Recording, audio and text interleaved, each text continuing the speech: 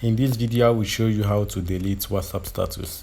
If you want to delete your WhatsApp status, your uploaded WhatsApp status, all you need to do once you're in your WhatsApp, you go to your status, you click on My Status, you'll see the list of your uploaded status. These are the list of my uploaded status. For example, if I want to delete any of it, I'll click on the three dots by the side. Then I'll click on this delete. This way this status will be deleted.